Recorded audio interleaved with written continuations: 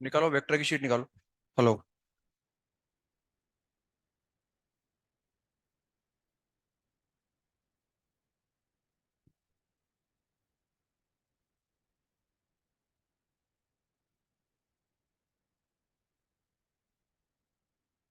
तो 46 से स्टार्ट करना है ना। एक्सरसाइज 3 का पार्ट 2 46। तो 46 में को डाउट हो? 46 में को डाउट हो गया? 46 में को डाउट? 47 में को डाउट? 47, 48, 49, 50, 51, 51 में को डाउट हो? 52, 53। करेक्शन है इसमें ना। आंसर 1 आएगा इसका। 53 का आंसर आएगा 1। नहीं 53 नहीं, 51st। 51st का आंसर आएगा 1। शायद 3 दे रखा है, आंसर 1 आएगा इसका ना। 52nd में को डाउट हो? 53rd में को डाउट? 54 में को डाउट? 55 में को डाउट? 56 में को डाउट? 57 में को डाउट? 58 में को डाउट? 59 में को डाउट? 60 में को डाउट? निकालो कॉम्प्लेक्स नंबर की शीट निकालो।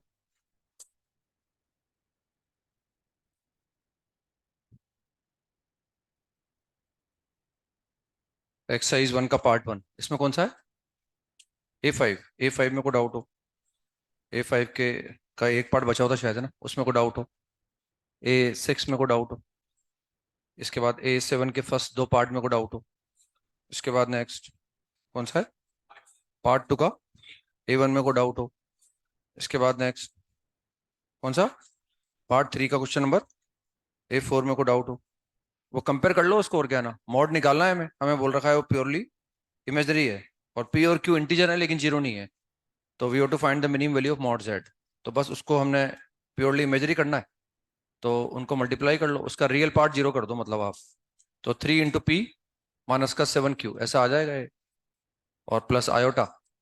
अब इमेजरी पार्ट को अलग कर दो, तो 3Q और प्लस 7P आ जाएगा।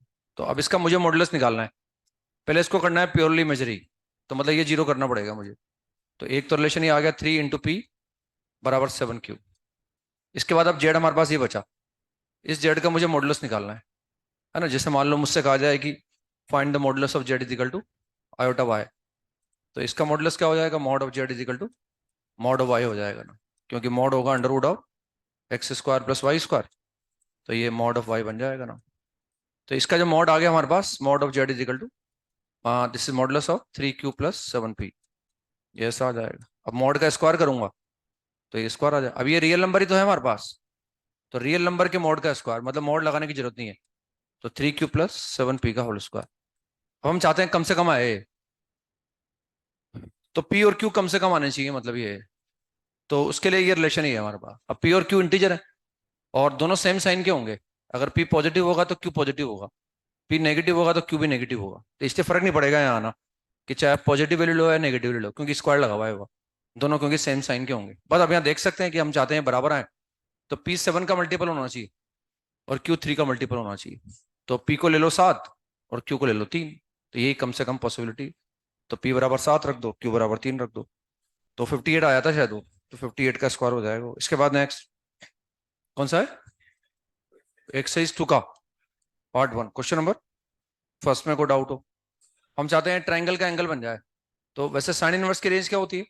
-5/8। तो ट्राइंगल का एंगल बनने का मतलब वो पॉजिटिव होना चाहिए और लेस देन इक्वल टू π/2 होना चाहिए।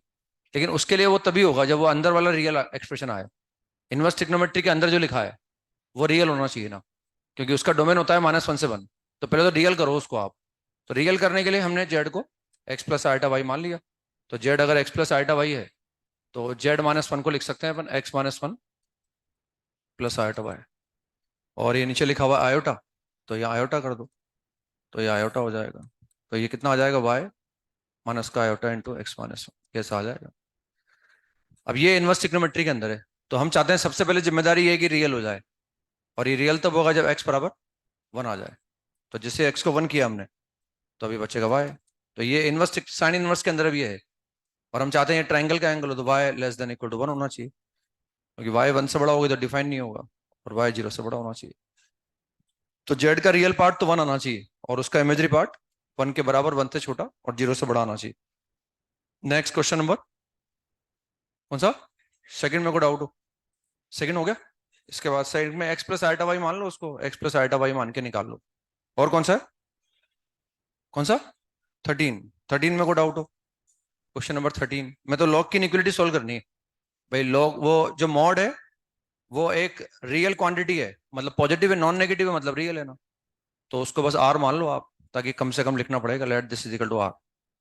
बस अब तो लॉग की इनइक्वालिटी का सवाल हो गया। लॉग ऑफ बेस में हाफ आ गया, और वो कितना हो गया? This is 4 plus r upon ये कितना आ जाएगा? This is 3r-2, and this is less than greater than 1।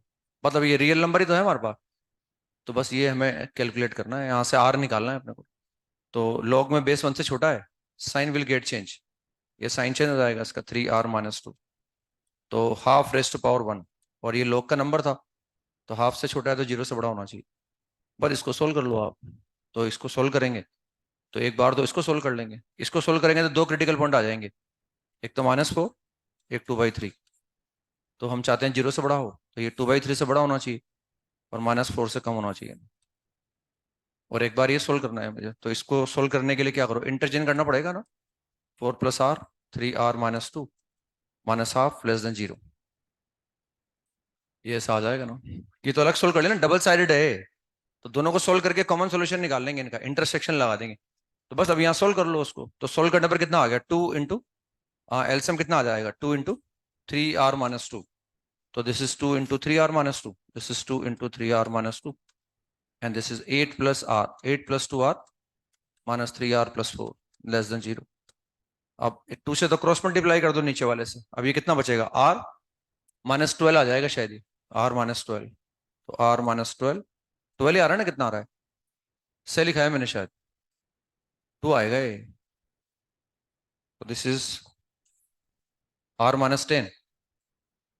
8 plus 2r minus का 3r+2 हो गया वो, तो -r+10 आ गया, तो माइनस साइन से मल्टीप्लाई कर दिया मैंने, r-10 upon 3r-2 greater than 0। बस यही लोकेट कर दो, तो एक तो r 10 से बड़ा आएगा, है ना? इसको सोल्व करूंगा ना मैं, तो ये तो ऐसे लिखा हुआ है ना। अब उसको एक साथ ड्रॉ करेंगे तो 10, ये आएगा ना 10, 10 यहाँ आ जाएगा ना, तो 10 से बड़ा होना चाहिए और 2/3 से छोटा होना चाहिए। बस अब इनका इंटरसेक्शन निकाल लो आप।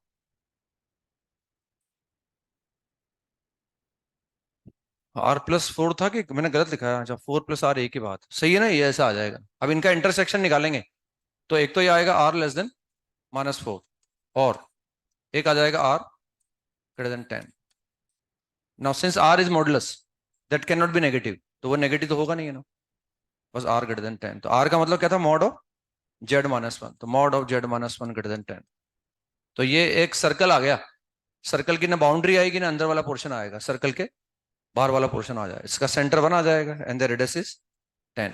ये ऐसा डायग्राम बन जाएगा। डायग्राम बनाना चाहेंगे तो डायग्राम बन जाएगा ना, जैसे बचपन में वो बनाते ना सनम, ऐसे बन जाएगा वैसे। जैसे ये 1 आ गया, रेडियस कितनी है? 10 है, तो ऐसे 10 बन जाएगी। और ऐसे बाउंड्री तो आएगी नहीं, ऐसे डायग्राम बना देंगे, ऐसे ऐसे बना दो उसको, सन बन जाएगा ऐसे, बाहर वाला पोर्शन आ जाएगा ऐसे, ऐसे बाहर वाला पोर्शन आ, ना बाउंड्री आएगी ना बाउंड्री के अंदर का आएगा, बाहर का पोर्शन आ गया, इसका सेंटर 1,0 है और रेडियस 10 यूनिट है, ऐसा आ गया। इसके बाद नेक्स्ट एक्सरसाइज 2 का पार्ट 2, क्वेश्चन नंबर 18 में को डाउट हो, 19 में को डाउट हो, यही थे बस। तो इलिप्स और हाइपरबोला हो गया, वो तो लिखा ही दिया था आपको मैंने, लोकस वगैरह के बारे में। तो हम आ गए थे शायद कल, एक सवाल दे रखा मैं ना, तो उसको हमें लाना था। तो यूलर फॉर्म पढ़ने के बाद हम उसका यूज करने की कोशिश करते हैं, जहां भी संभव हो वहां उसका यूज करने की कोशिश करते हैं ना, क्योंकि वो मल्टीप्लाई करना आसान रहता है कॉम्प्लेक्स नंबर अगर यूलर फॉर्म में लिख लें तो, है ना। कल हमने ये भी देखा था भाई, आयोटा से जेड है तो आयोटा जेड कहाँ आएगा, माइनस आयोटा कहाँ आएगा, माइनस जेड कहाँ आएगा। छोटे छोटे सवाल से देखा वो, ताकि वो कभी ज्योमेट्रिकली विजुलाइज करना होगा तो उसको विजुलाइज कर पाएंगे अपने ना। तो उसमें था वो हमारे पास वो जेड इज इक्वल टू, हाँ, कॉस ऑफ 2 थीटा था वो, cos of 2 theta minus iota sine 2 theta, minus iota sine 2 theta, whole power 7, ये होल पावर 7 था। और फिर cos of 3 theta, cos of 3 theta plus iota sine 3 theta, whole power -5 upon cos of 4 theta, ये cos of 4 theta था। फिर उसके बाद था plus iota sine 4 theta, plus iota sine 4 theta, whole power 12। और फिर ये आ जाएगा cos of 5 theta plus iota sine 5 theta, whole power -6। ये ऐसा आ गया, ठीक है ना। अब इसको सबको हमें ये सिंप्लीफाई करना है और इसे हमें एक्स प्लस आयोटा वाई के फॉर्म में लाना है। तो बस इसको यूलर फॉर्म में कन्वर्ट कर लिया। इसको क्या लिख सकता हूं मैं, e raised to power iota -2 theta, है ना, e raised to power iota -2 theta. तो ये हो गया e raised to power iota -2 theta. अब होल पावर हमारे पास कितना है, 7 है। फिर ये आ जाएगा e raised to power iota 3 theta. भाई थीटा की जगह 3 थीटा हो गया वो, और ये कितना आ गया, -5 आ गया। ऐसे फिर यहाँ निकाल लिया हमने। यहाँ निकालने के बाद ये आएगा e raised to power iota 4 theta और होल पावर 12 हो गया। और ये आ जाएगा e raised power iota 5 theta, whole power आ जाएगा -6। ये ऐसा आ गया हमारे पास। पता, अब इनको मल्टीप्लाई कर दो तो ये -14 आएगा और वो -15 हो जाएगा। और बेस सेम है तो पावर ऐड हो जाएगी, -29 आ जाएगा वो। तो ई रेस्ट पावर आयोटा -29 थीटा और अपॉन ई रेस्ट पावर आयोटा, ये तो कितना हो गया 48 और 30, 18 बचा मतलब ये। तो ऐसा ही यूलर फॉर्म का ये एडवांटेज मिला हो, वरना कैसे तो मल्टीप्लाई करते हैं उसको, कैसे क्या करते हैं ना, बाइनोमियल थ्योरम लगाते हैं। फिर बाइनोमियल थ्योरम, इसमें एक चीज और इंपॉर्टेंट है कि जब भी कॉम्प्लेक्स नंबर होता है ना और उस पर पावर अगर इंटीजर होगी तो हमेशा सिंगल वैल्यूड होगा। जैसे ये कॉम्प्लेक्स नंबर है एक, है ना, और इस पर पावर इंटीजर लगा रखी है। इंटीजर का मतलब इंटीजर, चाहे वो पॉजिटिव हो पावर चाहे नेगेटिव हो, जैसे ये भी इंटीजर क्वांटिटी है। तो ये सब सिंगल वैल्यूड है ना। जैसे अगर मान लो स्क्वायर रूट की बात करते, यहाँ स्क्वायर रूट होता फिर ये मल्टी वैल्यूड होता, फिर इसके दो वैल्यू आती। जैसे हमने स्क्वायर रूट निकालना सिखाया भी है आपको। क्यूब रूट होता तो 3 वैल्यू आती, 4 रूट होगा 4 वैल्यू आएंगी। लेकिन अगर मान लो वो पावर इंटीजर है तो that will be single valued, वो सिंगल वैल्यूड होगा ना। तो जब भी कॉम्प्लेक्स नंबर में पावर इंटीजर हो, देखो ये दिख रहा है ना, एक ही वैल्यू हमारे पास है ना, वो सिंगल एक वैल्यू। अब जैसे स्क्वायर रूट मैंने निकाल के बताया, दो वैल्यू आई हमारे पास, ठीक है ना। क्यूब रूट होगा 3 वैल्यू आएगी, फोर्थ रूट में 4 वैल्यू आएगी, फिफ्थ रूट में 5 वैल्यू आएगी, और 10th रूट होगा तो 10 वैल्यू आएगी। लेकिन अगर पावर इंटीजर है तो that will be single valued only. तो ये सब सिंगल वैल्यूड है ना, फटाफट ये निकाल पा रहे हैं हम। और अगर ये यूलर फॉर्म नहीं आता तो पहले से बाइनोमियली एक्सपेंड करना पड़ता, ठीक है, भले एक ही वैल्यू होती, वो कैसे निकालता, लेकिन मैं पहले मैं बाइनोमियल थ्योरम लगाता, फिर इसमें लगाता, फिर दोनों को मल्टीप्लाई करता। ये यूलर फॉर्म से फटाफट हो गया सब हमारे पास। अब इसको ऊपर ले जाओ आप, तो what we get, this is e raised power iota minus का 47 थीटा, ये ऐसा आ गया। अब ये थीटा की जगह क्या लिखा हुआ है, -47 थीटा। तो ये एक कॉम्प्लेक्स नंबर, इसका मॉड क्या है, 1, and this is the argument, argument is -47 theta. पर अब इसको लिख सकते हैं अपन, cos of -47 theta plus iota sine of -47 theta. तो ये फटाफट आ गया हमारे पास, है ना, ये एक्स प्लस आयोटा वाई की फॉर्म में लिख दिया हमने शायद। हाँ, ये बोल सकते हैं कि ये पोलर फॉर्म भी है, दिस इज पोलर फॉर्म। इसका मॉडुलस 1 आ गया एंड द आर्ग्यूमेंट इज -47। अब मुझे पता नहीं है वो प्रिंसिपल है या नहीं है, क्योंकि थीटा की वैल्यू भी पता नहीं है मुझे ना, तो पूछेंगे भी नहीं वो ना। जब थीटा की वैल्यू होगी तो पूछ भी सकते हैं, लेकिन जब थीटा ही पता नहीं हमें क्या है, तो हम ये बोल सकते हैं ये एक्स प्लस आयोटा वाई की फॉर्म भी मान लो चाहो तो, या पोलर फॉर्म भी मान लो आप। और यूलर फॉर्म में तो लिखा हुआ ही है वो कॉम्प्लेक्स नंबर। तो ये एडवांटेज रहा हमारे, मल्टीप्लाई करना भी आसान रहा, देखो इनको ना। और ये जब आया तो उनको डिवाइड करना भी आसान रहा। तो ये यूलर फॉर्म का एडवांटेज था, है ना। और इससे काफी काम आसान हो गया हमारा। लिखे नेक्स्ट सवाल लिखें, if z is equal to,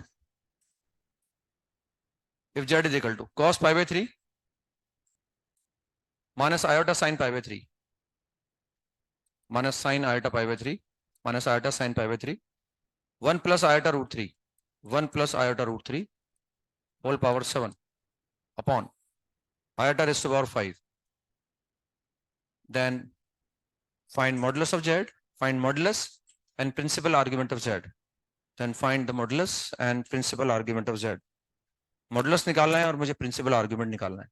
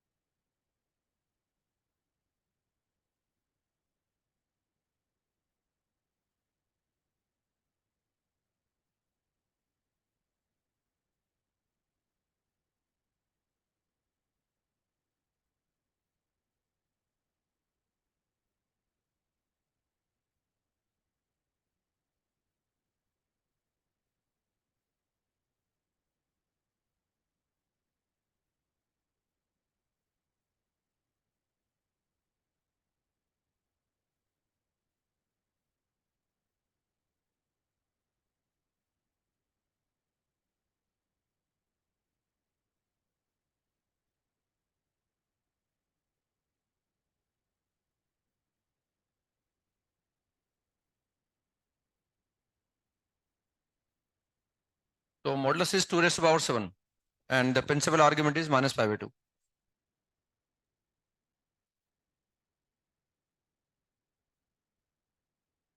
तो अब तक क्या है, यूलर फॉर्म के पहले हमें उसे एक्स प्लस आइटा वाई की फॉर्म में कन्वर्ट करना पड़ रहा था। थोड़ा ये यूलर फॉर्म पढ़ने के बाद हमारे लिए आसान रहेगा कि हम इन सबको यूलर फॉर्म में कन्वर्ट कर लेंगे। जैसे ये, इसको यूलर फॉर्म में लिख सकता हूँ, माइनस साइन को अंदर ले जाऊंगा, या मैं समझ सकता हूँ ये ई रेस्ट पावर आयोटा -π/3 लिखा हुआ है। समझ रहे ना ये बात है? तो this is z is equal to, और what is iota raised power 5?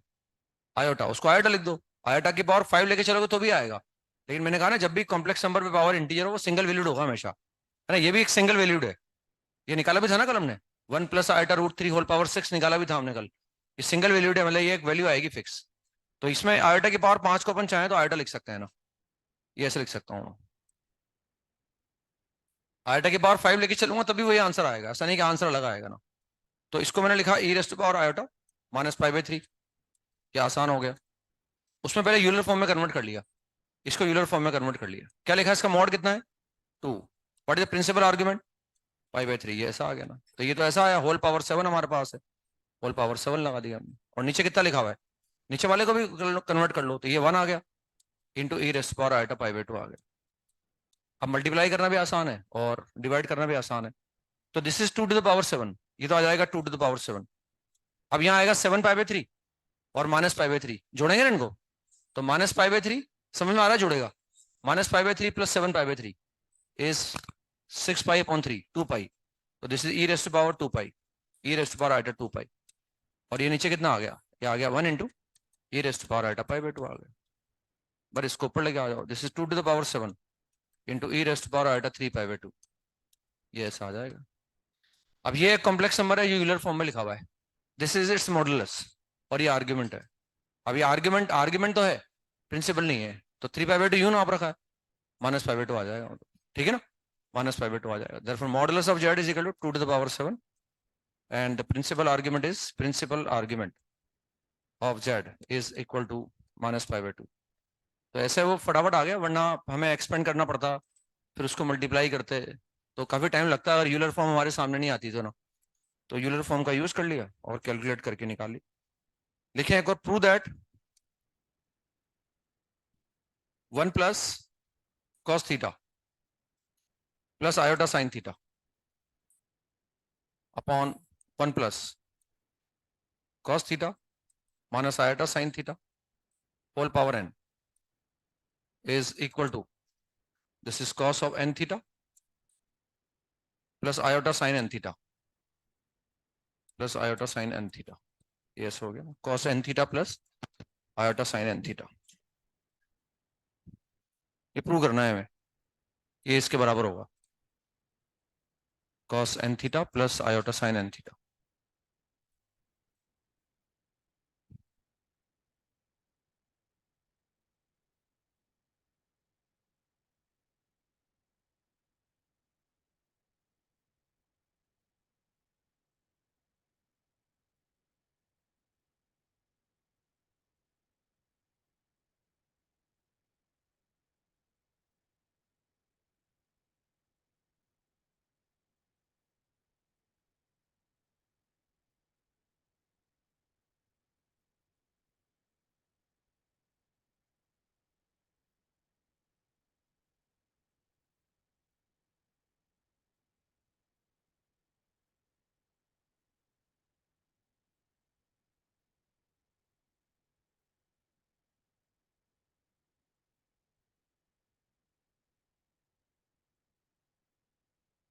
हो गया ना।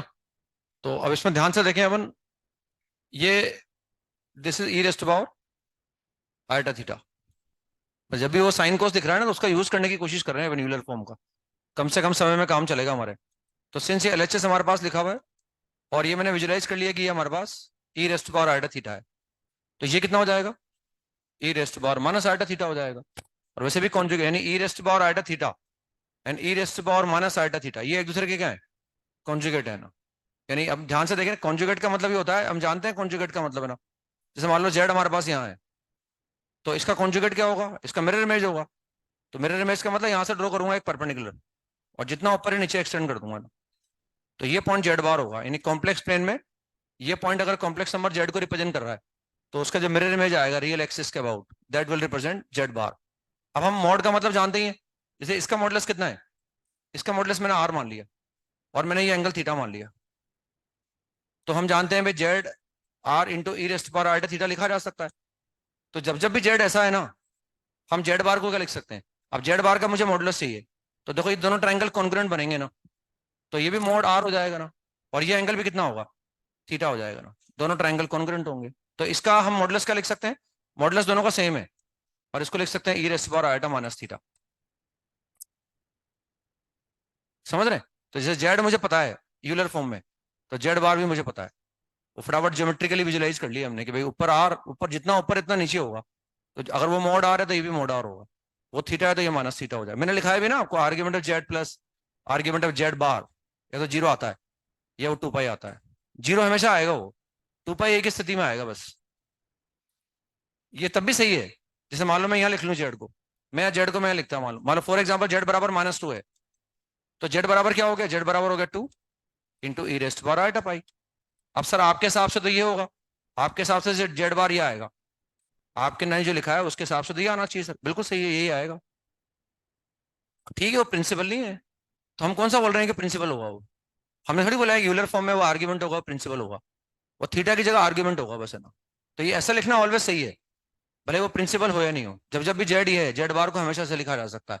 अब अगर मैं जेड को ही लिखूंगा, मेरी बात समझ रहे ना, उस हिसाब से जेड बार ही आना चाहिए ना। अब कोई बात नहीं भाई, माइनस पाई प्रिंसिपल नहीं है, तो जब मुझे प्रिंसिपल लिखना होगा तो माइनस पाई की जगह मैं पाई लिख दूंगा ना, तो अब तो सम टू पाई आएगा ना उसका। तो टू पाई एक स्थिति में आता है जब जेड यहाँ हो, अगर यहाँ के अलावा कहीं भी जेड है, तो फिर Z bar plus Z bar, Z और जेड बार का आर्ग्यूमेंट हमेशा जीरो आएगा, टू पाई इसी स्थिति में आ सकता है बस वो, अदरवाइज नहीं आएगा ना वो। तो ऐसे फटाफट वो एक ही पावर, अगर मैं आर को वन कर दूंगा तो ये एक ही पावर आइटा थीटा बन जाएगा, तो उसका कॉन्जुगेट क्या हो जाएगा, ई की पावर आइटा माइनस थीटा हो जाएगा। तो वो ऐसे ज्योमेट्री का ये फायदा है, और थोड़ा विजुलाइज कर सकते हैं अपन, है ना, थोड़ा बहुत कुछ सोच के अपना दिमाग लगा के भी काम चला सकते हैं। तो ये हमने ऐसे सोच लिया, one plus e raised power iota theta बन गया वो, and that is one plus e raised power minus iota theta whole power n. अब इसको क्या करो, वन अपॉन कर दो उसको, वन अपॉन ई की पावर आइटा थीटा, तो ये बस ये आ जाएगा simply e raised power iota theta whole power n, ऐसा आ जाएगा।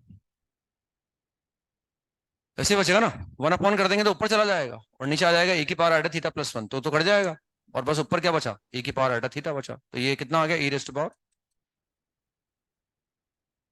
And this is cos of n theta and plus iota sine n theta, बस ये ऐसा आ जाएगा, प्रूव कर दिया इसको हमने। ठीक है ना, ऐसे निकाल सकते हैं। लेकिन एक सवाल लिखे, तो ये यूलर फॉर्म का यूज कर रहे हैं अपन अपना, ताकि मल्टीप्लाई करने में, डिवाइड करने में कहीं साइन कोस दिखे तो फटाफट यूलर फॉर्म में कन्वर्ट कर लो उसको आप। Solve the equation z square plus mod z is equal to zero, solve this equation, इस इक्वेशन को सोल्व करना है, z square plus mod z बराबर जीरो।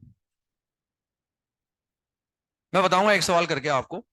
तो इसमें हमने क्या करा कि हमें जेड निकालना है, जेड बेसिकली क्या है, कॉम्प्लेक्स नंबर हमारे पास है, और जेड का मतलब, भाई हमें जेड निकालना है मतलब उसका रियल पार्ट भी निकालना है, उसका इमेजरी पार्ट भी बतानी है। वो मुझे पता नहीं है जो जेड में निकालने वाला हूँ उसका रियल पार्ट कितना आएगा या उसका इमेजरी पार्ट कितना आएगा, ये मुझे पता नहीं है। लेकिन मैं जेड को कॉम्प्लेक्स नंबर लेके चल रहा हूँ, हो सकता है वो प्योरली इमेजरी हो सकता है वो प्योरली रियल हो सकता है वो इमेजरी नंबर हो, या तो मैं हिट एंड ट्रायल लगा के पता लगाऊं। लेकिन हिट एंड ट्रायल से कहीं ना कहीं ये तो डाउट रहेगा कि भाई मैंने सारे पॉसिबल सॉल्यूशन मेरे माइंड में आया या नहीं आया ना, है ना। जैसे हो सकता है जैसे जेड बराबर जीरो हमारे माइंड में आ रहा है, जेड बराबर जीरो सेटिस्फाई करेगा इसको, एक सोल्यूशन इसका जेड बराबर जीरो है, एक सोल्यूशन जेड बराबर आयोटा है, जेड की जगह आयोटा लिख दो, what is iota square, what is mod of iota, तो सेटिस्फाई कर रहा है। एक solution Z equal minus iota है, जेड की जगह माइनस आयोटा लिख दो। तो तीन सोल्यूशन देख के निकाल लिए। अब लेकिन बाकी हमारे माइंड में डाउट है ना, बाकी आएंगे नहीं आएंगे ना, तो कुछ हम सोच पाते हैं कई बार, कंप्लीटनेस के लिए हमें एक सिस्टमेटिक तरीका लगाना ही पड़ता है, ताकि कंप्लीटनेस आ जाए भाई हाँ इसके अलावा कोई सोल्यूशन पॉसिबल नहीं है। अब जैसे जेड बराबर जीरो आया तो रियल पार्ट भी जीरो आ गया, इमेजरी पार्ट भी जीरो आ गया, आयोटा आया तो रियल पार्ट जीरो आ गया, इमेजरी पार्ट वन आ गया। अब मुझे पता नहीं जो जेड इसको सेटिस्फाई करने वाला है उसका रियल पार्ट क्या है, उसका इमेजरी पार्ट क्या है। तो सोल्यूशन निकालने के लिए मैंने ये अज्यूम कर लिया, let z is equal to x plus iota y, let z is equal to x plus iota y, ये मैंने अज्यूम कर लिया, where x comma y belongs to r, where x comma y belongs to r. सवाल में दिया हुआ है real number है, हमने मान लिया रियल नंबर है ना। अब जेड निकालने के लिए मुझे क्या चाहिए, मुझे एक्स भी चाहिए और मुझे वाई भी चाहिए। तो कितने अननोन चाहिए मुझे, दो, एक्स और वाई। कितने इक्वेशन चाहिए, तो मैं उसे एक इक्वेशन से दो इक्वेशन बनाने की कोशिश करूंगा और सोल्व करके एक्स वाई निकाल लूंगा। रख दो उसको यहाँ पर। तो what is z square, x square minus y square plus का आयोटा 2xy। उसे एक सिंगल इक्वेशन से हम दो इक्वेशन जनरेट करने की कोशिश करेंगे अभी ना। तो mod of z is under root of x square plus y square. Mod of z ही आ जाएगा हमारे पास, under root of x square plus y square बराबर 0। ये ऐसा आ जाएगा। अब इसमें क्या है, रियल पार्ट को अलग कर लो और इमेजरी पार्ट को अलग कर लो। अब ये इन्फॉर्मेशन काम आ जाती है हमारे, पर जिसमें आयोटा नहीं आ रहा वो रियल पार्ट है। X square minus y square plus under root of x square plus y square, ये ऐसा आ गया ना। एंड प्लस आयोटा 2 × xy बराबर 0। अब जीरो को क्या लिखेंगे, जीरो को भी हम 0 प्लस आयोटा 0 कर देंगे। This is 0 plus iota into 0। मतलब रियल पार्ट को रियल पार्ट के बराबर इक्वेट कर दो, इमेजरी पार्ट को इमेजरी पार्ट के बराबर इक्वेट कर दो। Therefore x square minus y square plus square root of x square plus y square बराबर 0। ये ऐसा आ गया हमारे पास। ये एक इक्वेशन आ गई एक्स वाई के अंदर ना, ये एक इक्वेशन आ गई हमारे पास। एंड अब रियल पार्ट तो रियल पार्ट के बराबर कर दिया, अब इमेजरी पार्ट को इमेजरी पार्ट के बराबर करना। एंड 2xy बराबर 0, ये ऐसा आ गया 2xy बराबर 0। ठीक है ना, ऐसे कर दिया। अब टू तो 0 हो नहीं सकता कभी, तो टू तो 0 हो नहीं सकता, it implies x into y बराबर 0। अब मुझे क्या चाहिए, मुझे एक्स और वाई दोनों चाहिए। मुझे ऐसा एक्स चाहिए और ऐसा वाई चाहिए जो इसको भी सेटिस्फाई करे और इसको भी सेटिस्फाई करे। फिर उस एक्स और वाई को मैं यहाँ रख दूंगा और मेरा जेड मिल जाएगा मुझे ना। ठीक है ना। तो हम देखें भाई, यहां से हम दो इक्वेशन हमारे पास आ गई। तो अब मैं एक्स और वाई निकालने की कोशिश करूंगा। तो देखो यहां से हम सॉल्यूशन बोल सकते हैं, यहां से हम बोल सकते हैं आइदर एक्स बराबर 0 और वाई बराबर 0, आइदर एक्स बराबर 0 और वाई बराबर 0। और के अंदर एंड अपने आप आ जाता है ना, जैसे ए इन बी करते हैं ना अपन, तो उसमें वो एलिमेंट अपने आप आ जाते हैं जो ए के अंदर भी है बी के अंदर भी है। तो और में एंड अपने आप आ जाता है ना। तो एक्स बराबर 0 और वाई बराबर 0, मतलब एक्स 0 है, वाई कुछ भी ले लो आप, इसको सेटिस्फाई करेगा। वाई 0 है तो एक्स कुछ भी ले लो, इसको सेटिस्फाई करेगा। और एक तो दिख रहा है एक्स बराबर 0 वाई बराबर 0 दिख रहा है अपने को ना। अब हम क्या करेंगे, इस एक्स बराबर 0 के कोरस्पॉन्डिंग वाई निकालेंगे। अब इस एक्स बराबर 0 के कोरस्पॉन्डिंग वाई हम यहां से नहीं निकाल सकते, क्योंकि अगर मैं यहाँ एक्स बराबर 0 रख दूंगा तब तो मुझे लगेगा वाई कैन बी एवरीथिंग। तो एक्स बराबर 0 के कोरस्पॉन्डिंग वाई क्या है ये मैं यहां से निकालूंगा। मैं यहाँ एक्स बराबर 0 रख दूंगा। ठीक है ना। वहां से तो भाई एक्सेप्टेबल है सब, एक्स को 0 ले लो वाई कुछ भी हो। लेकिन मुझे ऐसा एक्स वाई चाहिए जो इसको भी सेटिस्फाई करे एंड इसको भी सेटिस्फाई करे, दोनों को सेटिस्फाई करना चाहिए ना। तो मैं एक्स बराबर 0 निकाल ले, तो late put in x, put in equation number 1, put in 1। इसको 2 मान लिया हमने ना, तो पुट इन 1, 1 में पुट कर दिया हमने। तो हम इस एक्स बराबर 0 के कोरस्पॉन्डिंग अब वाई निकालेंगे ना, एक्स बराबर 0 के कोरस्पॉन्डिंग वाई। तो उसमें रख दिया एक्स बराबर 0 हमने, तो minus y square plus under root of y square बराबर 0 आ गया है। तो ये कितना आ गया, this is mod of y बराबर वाई स्क्वायर। मुझे वाई निकालना है, तो या यहीं लिख सकते हैं अपन चाहे तो, ताकि वो याद रहेगा भाई इसके कोरस्पॉन्डिंग निकाल रहे हैं। पुट इन 1, तो वाई स्क्वायर बराबर कितना आ गया, वॉट मॉड वाई आ गया। अब या तो मैं मॉड को खोलूं, या हम वाई स्क्वायर को क्या लिख सकते हैं, मॉड वाई का होल स्क्वायर लिख सकते हैं ना। वाई स्क्वायर को मॉड वाई का होल स्क्वायर लिख सकते हैं ना। तो कितना आ गया, दिस इज मॉड वाई का whole square, mod y whole square is equal to mod of y. तो एक तो आ जाएगा मॉड ऑफ वाई बराबर 0 और एक आएगा mod of y is equal to 1। Mod of y बराबर 0 का मतलब वाई बराबर 0, और यहां से कितना आ गया, y is equal to plus minus 1। तो ये किसके कोरस्पॉन्डिंग आए, एक्स बराबर 0 के कोरस्पॉन्डिंग आया ना। तो एक पॉसिबिलिटी आ गई, एक्स बराबर 0 वाई बराबर 0, it implies z is equal to 0 plus iota into 0, यानी जेड बराबर 0 हो गया एक तो, है ना। अब एक आ गया हमारे पास एक्स बराबर 0 है, तो वाई बराबर कितना आ जाएगा 1, it implies z is equal to x plus iota into 1। ये आयोटा आ गया, ये जेड बराबर आयोटा आ गया हमारे पास। अब एक्स बराबर 0 है और वाई बराबर -1 है, तो it implies z is equal to x plus iota y. ये जेड बराबर माइनस आयोटा आ गया। ये तीन तो हमने सोच के विजुलाइज कर लिए थे ना। तो ये सब एक्स बराबर 0 के कोरस्पॉन्डिंग आ गए हमारे पास। अब हमें वाई बराबर 0 के कोरस्पॉन्डिंग निकालना है। तो वाई बराबर 0 है, तो अगेन मैं यहां से एक्स नहीं निकाल पाऊंगा, तो वाई बराबर 0 फिर हमने यहां रख दिया और उसके कोरस्पॉन्डिंग अब एक्स निकाल लेंगे। Put again equation number 1, put in 1। तो 1 में पुट करते क्या आ जाएगा, अगर मैं वाई बराबर 0 रख रहा हूं तो we get x square plus under root of x square बराबर 0। What is under root x square? Mod x, तो मॉड एक्स आ जाएगा ना, तो x square plus mod into x बराबर 0। तो ये आ जाएगा। अब इसमें एक ही पॉसिबिलिटी है क्योंकि ये नॉन नेगेटिव है, ये भी नॉन नेगेटिव है, और दो नंबर नॉन नेगेटिव है, उनका सम 0 कब आ सकता है? दोनों 0 हो, तो ओनली सॉल्यूशन इज एक्स बराबर 0। तो यहाँ हमें वाई बराबर 0 के कोरस्पॉन्डिंग क्या मिला? एक्स बराबर 0 मिल गया। तो वो तो पहले ही मिल चुका था अपने को।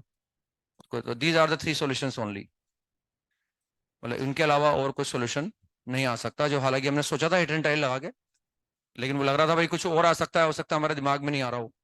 तो अब क्लियरिटी है ना, तो तीन सॉल्यूशन आ गए उसके। एक आ गया हमारे पास जेड बराबर 0, एक आ गया जेड इजिकल टू आयोटा, और एक आएगा z is equal to -1। These are the three solutions of that equation. अब थोड़ा क्या है, इसमें थोड़ी दिक्कत रहती है ना। दिक्कत तो क्या मतलब, सिस्टमेटिकली हालांकि करते गए अपन, लेकिन कई बार जैसे पावर बड़ी हो, मान लो यहाँ पावर 4 हो, तो ये होल पावर 4 खोलना पड़ेगा मुझे, तो थोड़े से एप्सन बट्स रहते हैं कई बार। लेकिन ये भी एक तरीका होता है कि हम इक्वेशन को सोल्व करने के लिए जेड को एक्स प्लस आइटा वाई मान लें, है ना। लेकिन अगर मैं एक्स प्लस आइटा वाई मानूंगा तो मुझे एक्स और वाई दोनों निकालने पड़ेंगे।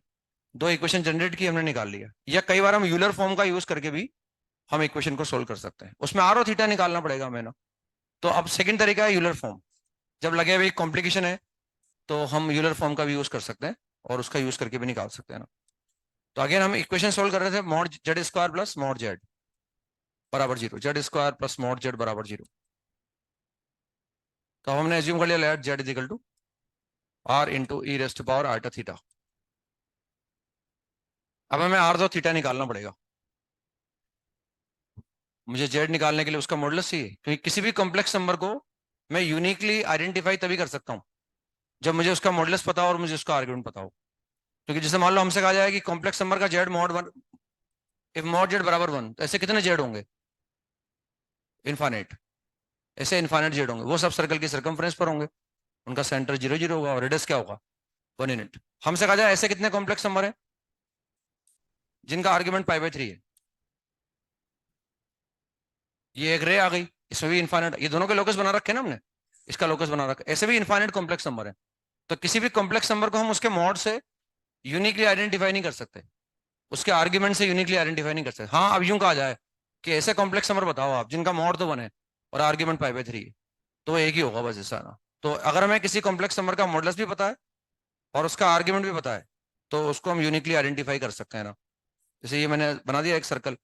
अब जो भी कॉम्प्लेक्स नंबर, इसका रेडियस मैंने 1 मान लिया, अब जो भी कॉम्प्लेक्स नंबर सर्कल की सर्कमफ्रेंस पर है, उन सबका मॉड 1 आएगा, है ना। और अगर मैं ये एंगल π/3 बना दूं, ये एंगल मैंने π/3 बना दिया, तो ये जो भी एंगल मैं π/3 बनाऊंगा यहाँ पर, मैं कोई भी कॉम्प्लेक्स नंबर अगर यहाँ लूंगा, तो इसका आर्ग्यूमेंट कितना है? π/3 है। इसका आर्ग्यूमेंट कितना है? π/3 है।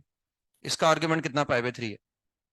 लेकिन अब ऐसे कितने कॉम्प्लेक्स नंबर मॉड 1 और आर्ग्यूमेंट π/3, तो वो एक ही होगा बस वाला।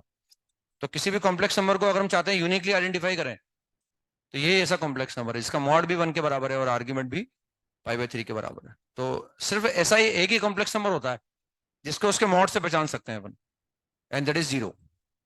0 को उसके मॉड से पहचाना जा सकता है। हमसे कहा जाए मॉड जेड बराबर 0, तो फिर हमें आर्ग्यूमेंट की आवश्यकता नहीं है, सिर्फ जेड बराबर 0 बोल सकते हैं फिर अपन। तो ऐसे हम, यानी हमें अगर हमें जेड निकालना है, तो जेड हम यूनिकली तभी निकाल पाएंगे जब उसका आर भी निकाल पाए हम और उसका थीटा भी निकाल पाए, क्योंकि आर और थीटा दोनों होंगे तभी अपन उसको यूनिकली आइडेंटिफाई कर सकते हैं। तो यहाँ हमें ये दिक्कत है, दिक्कत का मतलब यहाँ हमें आर और थीटा निकालना पड़ेगा। वहां हम एक्स और वाई निकाल रहे थे, यहाँ हम आर और थीटा निकालेंगे। तो उसको रख दो बस यहाँ पर, तो पुट कर दो जेड को। पुट कर दिया हमने इक्वेशन नंबर 1 में, तो कितना आ गया? R square e raised to power iota 2 theta, and this is r बराबर 0। ये ऐसा आ गया। और मुझे आर भी चाहिए और थीटा भी चाहिए, दोनों चीजें चाहिए ना। तो इसमें अब हमें आर मॉडुलस है और थीटा आर्ग्यूमेंट है। तो देखो इसमें एक तो दिख रहा है कि आर बराबर 0 इसका सोल्यूशन आएगा, या आर कॉमन ले लो आप, या दिख रहा है भाई एक सोल्यूशन आ गया आर बराबर 0। और अब क्या आएगा? R e raised power iota 2 theta और +1 बराबर 0 आ जाएगा, ये ऐसा आ जाएगा। ठीक है ना। अब आर बराबर 0 के कोरस्पॉन्डिंग मुझे थीटा की आवश्यकता नहीं है, क्योंकि अगर किसी कॉम्प्लेक्स नंबर का मॉड 0 है तो दैट कॉम्प्लेक्स नंबर इज, हमें थीटा की रिक्वायरमेंट ही नहीं है ना। तो इसके कोरस्पॉन्डिंग तो 0 आ गया, एक जेड बराबर 0 आ गया ना, थीटा की आवश्यकता नहीं है अपने को। अब यहाँ आ गए अपन, अब देखो इसमें क्या है, हमेशा ये कोशिश करेंगे अपन कि जैसे आर और थीटा वेरिएबल मान के चल रहे हैं, क्योंकि इनको कैलकुलेट करना चाह रहे हैं अपन, तो इनको एक साथ रखेंगे, और जिसमें आर और थीटा नहीं आ रहा होगा उसको अलग रखेंगे। अलग ही है यहाँ पर, है ना, अलग ही है ना बन, इसमें आर और थीटा कहीं नहीं आ रहा ना। अब हमें लग रहा होता कि भाई कुछ थीटा यहाँ भी है, तो उस थीटा को इंटरचेंज करते और इधर लेके आ जाते हैं उसको। अननोन को एक तरफ रखेंगे, बाकी नोन को एक तरफ रखेंगे। अब मुझे यहाँ से भी निकाल सकता हूँ मैं, आर और थीटा में यहाँ से भी निकाल सकता हूँ। तो कितना आ जाएगा, r into e raised power iota two theta is equal to -1, ये ऐसा आ गया। अब हमें आर और थीटा दोनों निकालने हैं, क्योंकि इस आर के कोरस्पॉन्डिंग तो हमें थीटा की आवश्यकता नहीं थी। भाई आर बराबर 0 आ रहा है, मतलब जेड बराबर 0 हो गया। अब यहाँ मुझे आर और थीटा दोनों चाहिए ना। तो देखो ये किस फॉर्म में लिखा हुआ है, यूलर फॉर्म में लिखा हुआ है।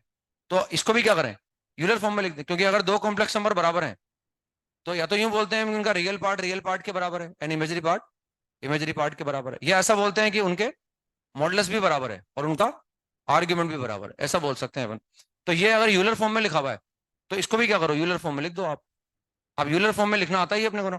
कैसे लिखेंगे इसको, इसको लिख देंगे यूलर फॉर्म में e raised power iota two theta is equal to, याद आएगा 1 into e raised power iota pi, ये ऐसे लिख दिया, यूलर फॉर्म में आ गया ना। फटाफट सोच लिया, मॉड 1 आ गया और उसका आर्ग्यूमेंट पाई आ गया हमारे पास। अब कंपेयर कर रहे हैं ना, तो ये अगर बराबर है इसका मतलब मॉडुलस मॉडुलस के बराबर है, r is equal to 1 and two theta is equal to pi.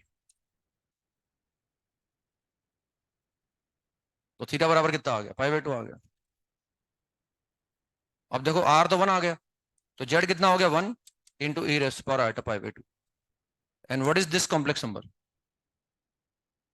Iota. तो एक कम आया हमारे, एक 1 0 आ गया, एक आयोटा आ गया, पहले माइनस आयोटा भी आया था ना, तो यहाँ एक कम आएगा इसमें। तो देखो कम इसलिए आएगा क्योंकि हमने कुछ गड़बड़ की एक्चुअली, कम इसलिए आएगा वो। हमें बेसिकली कॉम्प्लेक्स नंबर निकालना है ना। हम जब प्रिंसिपल आर्ग्यूमेंट अलग से डिफाइन कर रखा है किसी कॉम्प्लेक्स नंबर का, हमने क्या किया कि इस कॉम्प्लेक्स नंबर को यूलर फॉर्म में कन्वर्ट कर दिया, है ना, और उसके लिए हमने प्रिंसिपल आर्ग्यूमेंट का इस्तेमाल कर लिया।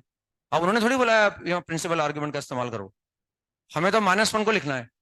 तो -1 को मैं ऐसा नहीं लिख सकता हूँ कि ई की पावर आयोटा पाई लिखूं, उसको मैं ई की पावर आयोटा 3 पाई भी लिख सकता हूँ, उसको मैं ई की पावर आयोटा -पाई भी लिख सकता हूँ, उसको मैं ई की पावर आयोटा 7 पाई भी लिख सकता हूँ।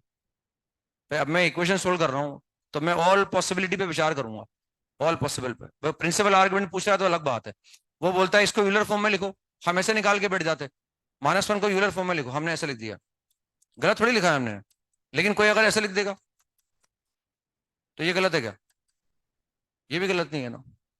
तो अब हम यहाँ क्या है, इक्वेशन सोल्व कर रहे हैं, वो जो मैं बार बार बोल रहा था ना आपको कि हमारा जब भी हम आर्ग्यूमेंट की बात करेंगे प्रिंसिपल निकालेंगे, लेकिन हमें लगेगा कि हमारा काम नहीं चल रहा, ऑप्शन में नहीं है, कोई दिक्कत आ रही है, तो हम उसमें प्रिंसिपल आर्ग्यूमेंट में 2n पाई जोड़ देंगे। अब यहाँ हम इक्वेशन सोल्व कर रहे हैं, ऑल पॉसिबल सॉल्यूशन निकालने के लिए हम अगर उसको यूलर फॉर्म में लिख रहे हैं तो उसके प्रिंसिपल आर्ग्यूमेंट की जगह हम उसका जनरल आर्ग्यूमेंट लिखेंगे, ताकि हम जेड की ऑल पॉसिबल वैल्यूज निकाल सकें जो भी हमारे पास आ रही है ना। अब मेरे ये बोलते हो सकता है आपके दिमाग में ये बात आई हो, किस तरह अगर आप जनरल लिखोगे ना तो फिर तो बहुत सारी वैल्यू आएगी, यहाँ तो चलो एक आई, अब बहुत सारी वैल्यू आएगी, तो हम कैसे कंट्रोल करेंगे, तो वो कंट्रोल भी करेंगे अपन, ऐसी बात नहीं है ना। तो देखो हमने क्या करा, इसको यूलर फॉर्म में लिख दिया, समझ में आया ना। पहले मैंने प्रिंसिपल लिख के बताया आपको ताकि लगा भाई एक आ रहा है ना, लेकिन अब ऑल पॉसिबल आया उसके लिए हम जनरल आर्ग्यूमेंट का इस्तेमाल करेंगे। तो मॉड आ गया 1 ई रेस्ट पावर आया, प्रिंसिपल आर्ग्यूमेंट इज पाई, अब इसमें 2n पाई जोड़ दो बस आप, 2n पाई। अब ऐसा नहीं है कि ये कॉम्प्लेक्स नंबर बहुत सारे हैं, ये -1 ही लिखा हुआ है, यहाँ n की जगह कुछ भी लिख दो आप, ये है -1 ही, कॉम्प्लेक्स नंबर चेंज नहीं करा मैंने। ऐसा नहीं कि मैं n की जगह 0 रखूंगा तो ये -1 की जगह कुछ और बन जाएगा, -1 ही रहेगा वो, क्योंकि देखो ना ये पाई का ऑड मल्टीपल आ गया है, ये 2n+1 इंटू पाई हो गया है, 2n+1 इंटू पाई, समझ रहे मेरी बात। तो पाई का ऑड मल्टीपल है मतलब है, ऐसा नहीं कि -1 के अलावा कुछ और लिख दिया आप, नहीं आएगा, कुछ भी रखो n की जगह, 1 2 300 200 1000, ये हैगा -1 ही। अब क्या करें, वही कंसेप्ट लगा दे भाई, मॉडुलस को मॉडुलस के बराबर कर दो, r बराबर 1 एंड 2 थीटा बराबर कितना आ गया, 2n पाई प्लस पाई आ गया। अब मैं यहां से निकालता जाऊंगा। अब सवाल ये आ गया कि पहले तो सर एक आया था, अब तो सर बहुत सारे आएंगे। तो चलो वो तो हमने सोल्व कर रखा है सर, हमें मालूम था 3 सोल्यूशन आएंगे, अब हमें क्या पता कितने आएंगे। तो कोई बात नहीं, आप चिंता मत करो, आप तो रखते जाओ। अब हमने रूल ये बना लिया कि हम बहुत सारे भी अगर आएंगे ना तो बेसिकली रिपीटेटिव आएंगे, वो अलग अलग नहीं आएंगे, वो रिपीट करने लग जाएंगे, बार बार वो एक ही सोल्यूशन दोबारा आने लग जाएगा। तो हमने ये रूल बना लिया कि हम एन की वैल्यू तब तक रखेंगे जब तक कि थीटा प्रिंसिपल में आता रहेगा, जब तक कि थीटा माइनस पाई से पाई में आता रहेगा तब तक रखेंगे बस अपन। तो सबसे पहले मैंने एन बराबर 0 लिखा। What is theta? Pi by 2। क्या है, प्रिंसिपल है? यस, इस पर राइट लगा लो। एन बराबर 1 लिख दो। अब कितना आ गया? थीटा बराबर 3 पाई बाई 2 आ गया। क्या ये प्रिंसिपल आर्ग्यूमेंट हो सकता है? क्रॉस लगा दिया। तो अब एन बराबर 2 रखना बेकार है, तो और बढ़ाएगा। अब एन की जगह -1 लिख दो। एन की जगह -1 लिख दो। तो एन की जगह -1 लिखने से कितना आ गया? -पाई बाई 2। क्या प्रिंसिपल आर्ग्यूमेंट हो सकता है? यस। एन बराबर -2 रख दो। तो थीटा बराबर कितना आ गया? माइनस का 3 पाई बाई 2 आ गया। Again this is not acceptable. तो दो पे राइट लगा हुआ है। दो सोल्यूशन यहां से आ गए, एक जेड बराबर 0 आ गया, तीन सोल्यूशन आ गए। अब देखो इनको अगर मैं एक्सेप्ट भी करूंगा ना, तो देखो 3 pi by 2 same as -pi by 2। Mod तो बनी है ना, मॉड तो बनी रहेगा, मुझे आर्ग्यूमेंट चाहिए बस। अब मैं 3 पाई बाई 2 बोलूं, मैं 3 पाई बाई 2 बोलूं, तो 3 पाई बाई 2 यूं हो गया। तो 3 पाई बाई 2 लो या -पाई बाई 2 ले लो, एक ही तो बात है, क्योंकि मॉड तो बने। तो अगर मैं ये कंसिडर कर लेता तो फिर ये नहीं करता। इसलिए हमने रूल बना लिया, अभी प्रिंसिपल तक लो आप। तो अब ये ऐसा नहीं कि भाई अलग अलग आ रहे हैं, ये पहले चार अभी से लिखते जाओ जीवन भर आप। इनको 2 3 4 5 6 सोल्यूशन वही आएगा, एक आयोटा एक minus iota, iota minus iota, iota minus iota, वही आता रहेगा बार बार, उसके अलावा नहीं आएगा ना। समझ में आ रहा है? तो ऐसे लिख दिया बस। तो ये ऐसे ही -3 पाई बाई 2 ले लो। अगर मैं माइनस का 3 पाई बाई 2 लूंगा, तो माइनस का 3 पाई बाई 2 यूं आ जाएगा। अब इसको यूं मेजर करो, या इसको यूं मेजर कर लो, तो वो पाई बाई 2 आ जाएगा। पाई बाई 2 लो या माइनस का 3 पाई बाई 2 लो, एक ही बात है। तो भले हम रखते जाएं एन की वैल्यू, लेकिन अब इन दोनों के अलावा कोई और, जिन पर राइट लगा रखा है ना, उनके अलावा कोई और सोल्यूशन नहीं आ सकता हमारे पास। तो एक तो आ गया जेड बराबर 0, यहाँ आ गया था वो। और एक आ गया हमारे पास, दिस इज, ये आ गया। एक तो राइट लगा रखा है, वो देख लो बस। तो उसको चाहें तो ये लिख सकते हैं अपने ना।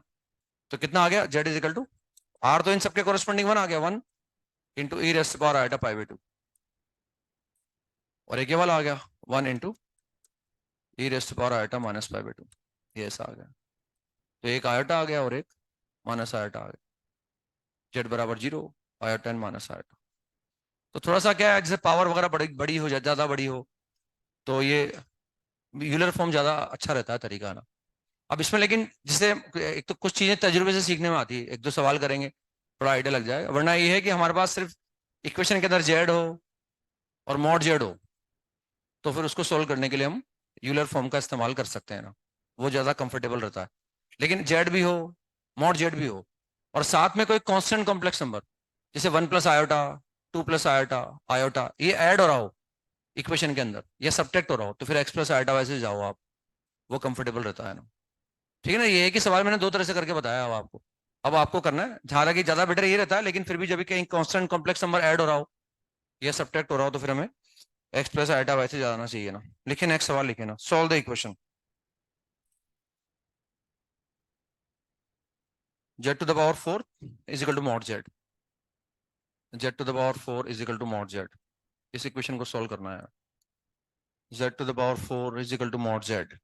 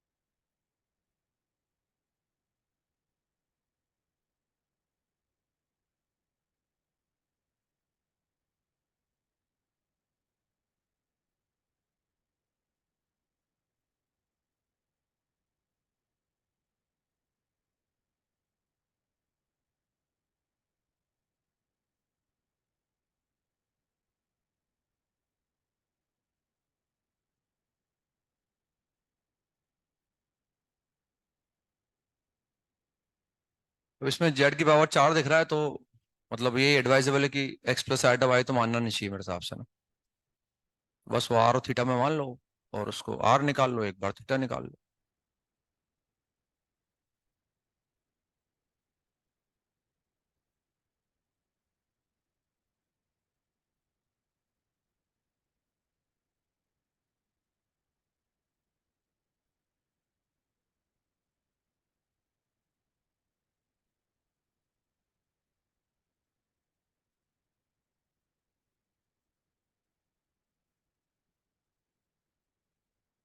ये आर आ गया ऐसा ना, तो एक बार तो आर को आर से काट दो ना, तो एक सोल्यूशन तो आर बराबर जीरो आ गया ना।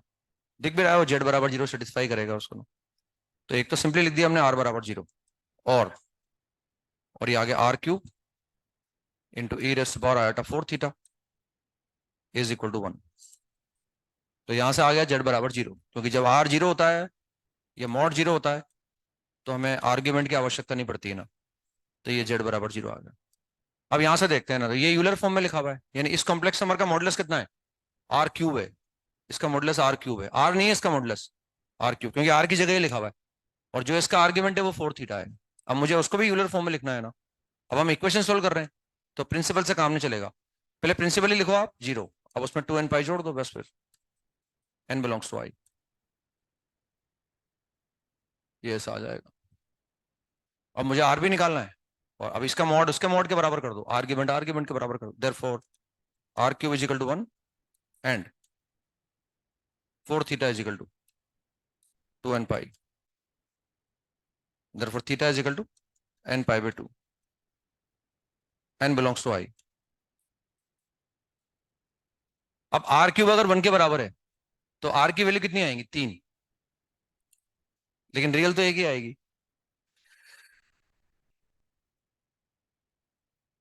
आर क्यूब बराबर वन तो आर बराबर वन, हालांकि क्यूबिक है वो, रूट तीन आएंगे उसके ना, लेकिन दो इमेजरी आएंगे ना। और जो मॉड है वो इमेजरी तो हो नहीं सकता, मॉड तो डिस्टेंस है ना भाई, उधर रियल ही आएगी ना। समझ रहे हो ना, आर क्यूब माइनस वन का मतलब ये आर क्यूब माइनस वन बराबर जीरो हो गया, तो ये आ गया आर माइनस वन, फिर ये आएगा r square plus r plus one बराबर जीरो। तो ये एक तो आर बराबर वन आ गया, और यहाँ से तो रूट इमेजरी आएंगे ना। और आर मॉड को रिप्रेजेंट कर रहा है, और मॉडलेस मतलब डिस्टेंस इमेजरी नहीं हो सकती है ना। तो भले आर क्यूब वन लग रहा है, लेकिन आर की वैल्यू एक ही आएगी यहाँ से, आर इजिकल टू वन। तो this implies r is equal to one. अब इस आर इजिकल टू वन के कॉरस्पॉन्डिंग मुझे थीटा निकालना है। तो सबसे पहले लिखो एन बराबर जीरो, तो थीटा कितना आ गया, जीरो आ गया, एक्सेप्टेबल है ये ना। एन बराबर वन लिखा, तो थीटा बराबर पाई बाई टू, ये भी एक्सेप्टेबल है। एन बराबर टू, थीटा बराबर पाई, ये भी एक्सेप्टेबल है। अब तो दिख रहा है पाई से बड़ा आएगा, तो एन बराबर थ्री रखना बेकार है। अब एन बराबर माइनस वन पर आ जाओ, ये भी एक्सेप्टेबल है। दिस इज नॉट एक्सेप्टेबल, क्योंकि प्रिंसिपल के अंदर काउंट नहीं होगा ये। क्योंकि माइनस पाई बोलो एक ही बात है, मतलब ऐसा नहीं कि रखते जाएंगे ना हम, तो इनके अलावा कुछ सोल्यूशन मिलेगा नहीं, भले रखते जाओ आप। क्योंकि एक आर्गुमेंट जीरो मिल गया हमें, एक आर्गुमेंट पाई बाई टू मिला, एक पाई मिला, और एक माइनस पाई बाई टू। इनके अलावा कुछ नहीं मिलेगा, भले हम रखते जाएं, एन की वैल्यू कुछ भी रखे है ना। बस अब एक जेड बराबर जीरो आ गया, यहां से कितना आएगा, इन सबके कॉरस्पॉन्डिंग आर वन है, तो z is equal to one r e raised bar iota zero. फिर यहां से आ जाएगा z is equal to one e raised bar iota pi by two, क्योंकि हमने जेड को यूलर फॉर्म में मान रखा है। फिर आ जाएगा z is equal to one into e raised bar iota pi. फिर यहां से आ जाएगा z is equal to one into e raised bar iota minus pi by two. तो देख भी पा रहे हैं इनको, हम चाहें तो एक्स प्लस आइटा वाई के फॉर्म में भी लिख सकते हैं ना।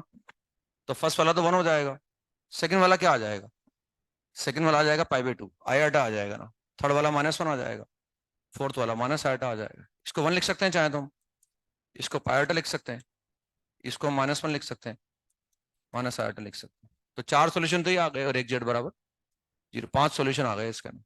ठीक है ना, ऐसा निकाल सकते हैं हम। लिखे नेक्स्ट सवाल लिखे, z bar is equal to iota z square, solve this equation. JEE में आया हुआ है पहले सवाल है ना ये। इस तरह का सवाल फिर दोबारा आया भी 2022 में, थोड़ा सा उसको मैनिपुलेट करने पर ऐसा आ जाता है वो। ये भी पहले आया हुआ है सच, और अभी जो 2022 में आया था वो भी थोड़ा सा मैनिपुलेट करने पर ये आ जाता है वापस वो। Z bar is equal to iota z square, solve करना है, मतलब जेड निकालना है हमें जो इसको सेटिस्फाई करेगा।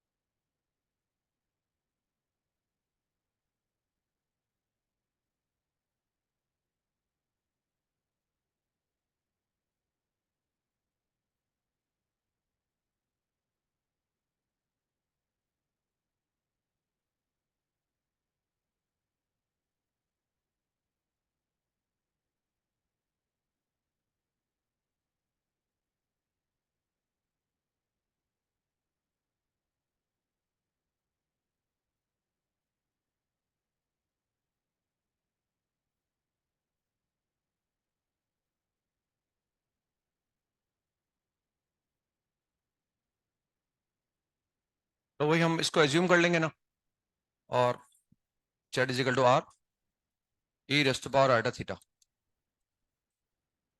तो what is z bar? Z bar can be written as e raised power iota minus theta. ये सिखाया भी था मैंने अभी आपको ना, उसको ऐसे लिखा जा सकता है ना। आइटा आइटा ये कांस्टेंट कॉम्प्लेक्स नंबर, अब वो क्या है, कांस्टेंट है लेकिन मल्टीप्लाई हो रहा है ना। प्लस आइटा का ही होता है ना, अगर कोई कांस्टेंट कॉम्प्लेक्स नंबर ऐड होता हुआ दिखेगा तो फिर एक्स प्लस आइटा वैसे ज्यादा कंफर्टेबल रहता है ना। लेकिन पावर बहुत बड़ी हो तो फिर हमें यूलर फॉर्म का यूज करना पड़ता है ना, उस केस में भी है ना। तो इसमें ये आयोटा की जगह आयोटा रहेगा, and this is e raised power r square e raised power iota two theta. ये जेड स्क्वायर लिखा हुआ है, तो this is r square into e raised power iota two theta. अब एक तो क्लियर कट दिख रहा है, आर बराबर जीरो तो आएगा ही, ठीक है ना। जेड बराबर जीरो दिख रहा है, तो एक तो आगे आर बराबर जीरो। अब आर को हटा देते हैं यहां से ना, तो और कितना आ जाएगा हमारे पास, this is e raised power iota minus theta is equal to iota, और ये कितना बचेगा, r e raised power iota two theta. हमारी कोशिश ये रहेगी कि आर और थीटा एक साथ आ जाए और बाकी एक साथ आ जाए।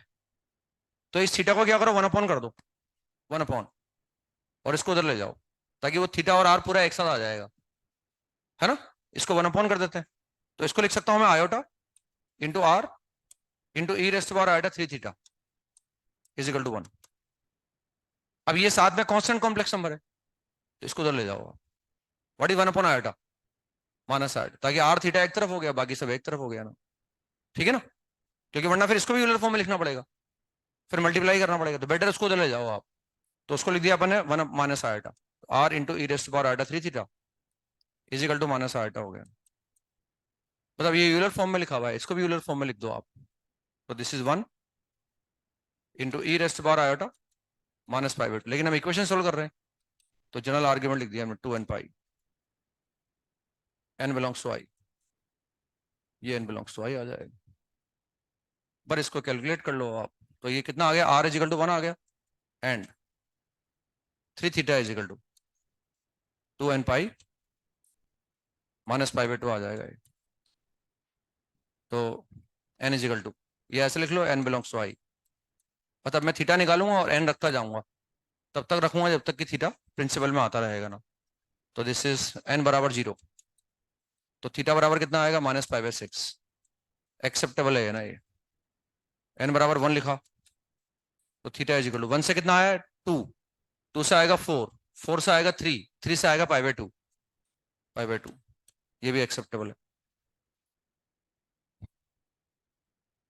तो लिखा है ना मैंने, चार माइनस एक तीन हो गया, फिर तीन से तीन कट गया तो पाई बाई टू आ गया मतलब।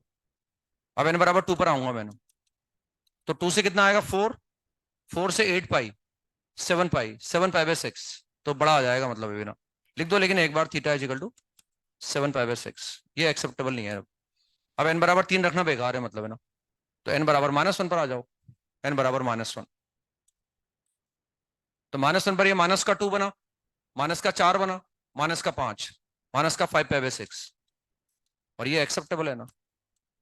एन बराबर -2 लूंगा तो theta is equal to minus का 3 पाई बाय 2 आ जाएगा शायद, and this is not acceptable.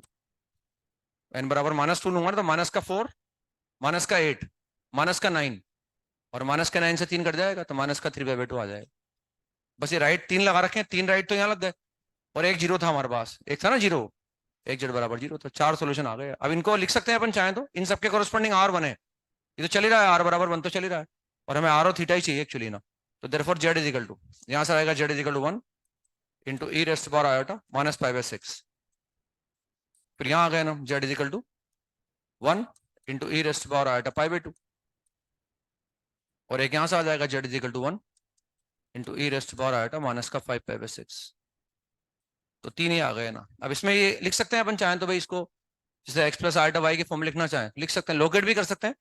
इसकी डिस्टेंस ओरिजिन से 1 आएगी, और ये फोर्थ क्वाड्रेंट में आ जाएगा एक्चुअली, फोर्थ क्वाड्रेंट में आ जाए। और चाहे तो इसको लिख सकते हैं भाई, this is cos -pi by 6 plus iota sine -pi by 6, और कॉस पाई बाय 6 भी जानते हैं, मतलब एक्स प्लस आयोटा वाई की फॉर्म में भी ला सकते हैं अपन चाहें तो। और ये आयोटा दिख ही रहा है साफ साफ, ऐसे इसको भी लिख सकते हैं अपन ना। तो 3 कॉम्प्लेक्स नंबर ही आ गए, एक वो आ गए, ऐसे इनको निकाला जा सकता है ना। लिखें, एक और लिखें, next solve the equation.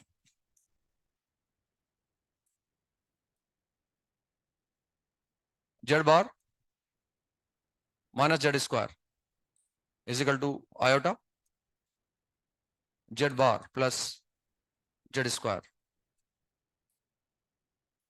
Solve this equation.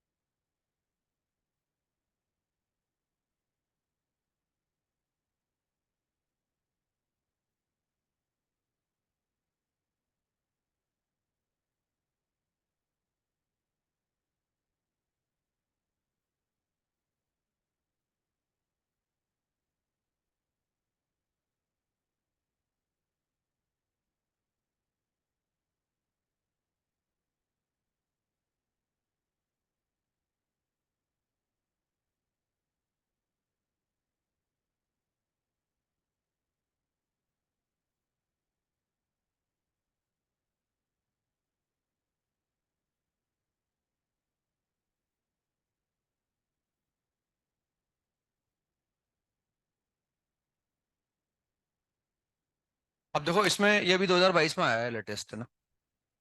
इसमें अगर मैं आंख बंद करके रखूंगा जेड को r into e raised power iota theta, तो आर थीटा यहाँ भी आएगा वहां भी आएगा। मैं शुरू से ही बोल रहा हूँ कि उसको एक तरफ लाओ आप। तो इसमें पहले बेटर ये है कि हम जेड बार को एक तरफ कर लें और जेड स्क्वायर को एक तरफ कर लें। जेड को r into e raised power iota theta लिखने के पहले थोड़ा सा इंटरचेंज कर सकते हैं इस इक्वेशन को अपने में। तो जैसे जेड बार को मैंने इधर ले लिया, Z bar into one minus ultra हो गया ना, और उधर कितना हो गया, वो हो गया Z square into one plus ultra हो गया। अब ये दो अलग अलग कॉम्प्लेक्स नंबर, ये भी कांस्टेंट कॉम्प्लेक्स नंबर है, ये भी कांस्टेंट कॉम्प्लेक्स नंबर है। इसका मॉड भी फिक्स है, इसका आर्ग्यूमेंट भी फिक्स है ना। तो हम क्या करें, कांस्टेंट को एक तरफ कर लें, से इन दोनों को एक तरफ कर लें। मेरी बात समझ रहे हो ना, ताकि ये दो अलग अलग कांस्टेंट कॉम्प्लेक्स नंबर नहीं आएंगे। जैसे मान लो फॉर एग्जाम्पल यहाँ टू लिखा हुआ होता और यहाँ फोर लिखा हुआ होता, तो आप आगे बढ़ने के पहले उस टू से फोर को काट देते। यही करते हैं, ऑब्वियस सी बात है, हम यही करते हैं ना। तो या तो इसको उधर ले जाओ या इसको उधर ले जाओ आप, क्योंकि ऐसा कोई स्पेशल एडवांटेज नजर नहीं आ रहा कि इसको मैं उधर ले जाऊं, क्योंकि जेड इधर भी है और जेड इधर भी है, दोनों तरफ जेड है। तो या तो इसको उधर ले जाओ या उसको उधर लेके आ जाओ। तो मान लो मैंने इसको ऐसे लिख दिया वन माइनस आल्टा, ये ऐसे लिख दिया मैंने, हटा देता हूँ उसको यहाँ से ना, ये मैंने हटा दिया यहाँ से ना। अब इसको अब ऐसा लिखने के बाद और सिंप्लीफाई कर लेता हूँ उसको मैं। क्या करूँ, इसके कॉन्जुगेट से ऊपर नीचे मल्टीप्लाई कर दूं, तो ऊपर क्या बनेगा, वन प्लस आल्टा का होल स्क्वायर, और नीचे नीचे टू बन जाएगा। तो what is one plus iota का होल स्क्वायर, इसको और ऐसे लिख लो एक बार चाहो तो, z bar is equal to ये वन प्लस आल्टा का होल स्क्वायर अपॉन टू, और ये क्या लिखा हुआ है, जेड स्क्वायर लिखा हुआ है। What is one plus iota का होल स्क्वायर, टू आल्टा से टू कट जाएगा, and z bar is equal to. और अभी भी यही किया है हमने ना, ये सवाल दोबारा आया है अभी, ये सवाल भी सेम एज ऐसा लिखा हुआ भी जेई में आया हुआ है, और ये फिर अभी 2022 में दोबारा आया है। कर लेंगे अब तो ना, अभी निकाल के देखा ही हमने ना, तीनों के तीनों सोल्यूशन निकाल लेंगे अपन, और निकाल के देख लेंगे। लिखें, एक और लिखें, if mod z is equal to one, if mod z is equal to one, लिखो let mod z is equal to one, let mod z is equal to one, then the maximum value of then the maximum value of argument of 1 upon 1 minus z is equal to is equal to then the maximum value of argument of modulus of argument of 1 upon 1 minus z is equal to, A option में लिखा हुआ है 2 पाई by 3, B option में लिखा हुआ है पाई by 2, और C option में लिखा हुआ है पाई, और डी में लिखा हुआ है पाई बाई 6।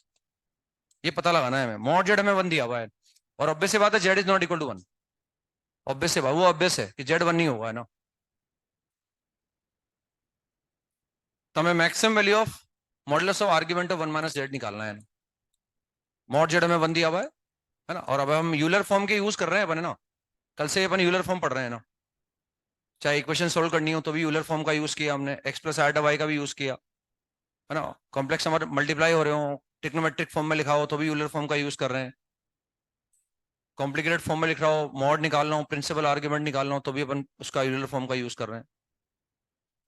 तो हमें ये ऑप्शन में से बताना है कि इस ऑप्शन में जो चार वैल्यू लिखी है, तो उनमें से कौन सी वैल्यू उसके मैक्सिमम वैल्यू के बराबर होगी, that can be maximum value of modulus of argument of one minus Z. ये भी जेई में आया हुआ है काफी समय पहले सवाल।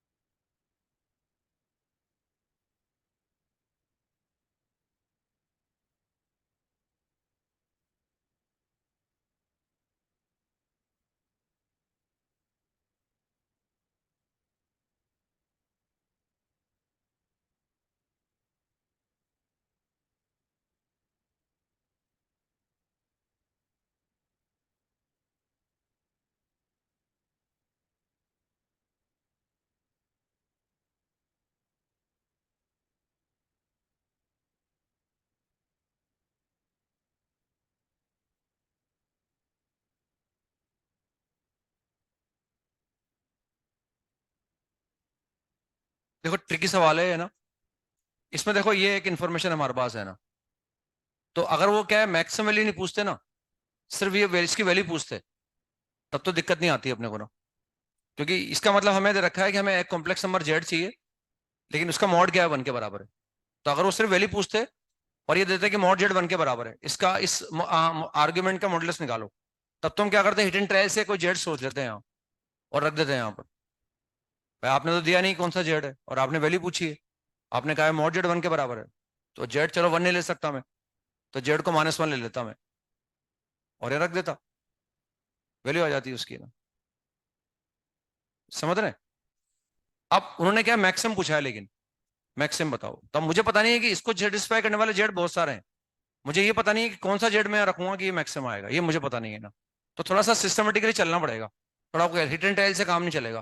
क्योंकि मान लो मैंने कोई एक जेड निकाल लिया, क्योंकि इसको सेटिस्फाई करना जेड इनफाइनाइट है, एक सर्कल की सर्कमफ्रेंस पर है, जेड 1 नहीं है, जेड 1 क्यों नहीं है हमारे समझ में आ रहा है, वरना डिफाइन ही नहीं होगा वो ना। लेकिन अब इसको सेटिस्फाई करने वाले जेड बहुत सारे हैं, मुझे पता नहीं है कि किस किस को रखूं मैं, किसको रखने पर मैक्सिमम आएगा, ये मुझे पता नहीं है। तो थोड़ा बहुत सिस्टमेटिकली चलना पड़ेगा ना। तो दो तरीके हैं इसमें ना, हम इसका यूज कैसे कर सकते हैं मैं बता रहा हूँ आपको ना, कैसे कैसे इसका यूज कर सकते हैं इस गिवन इन्फॉर्मेशन का।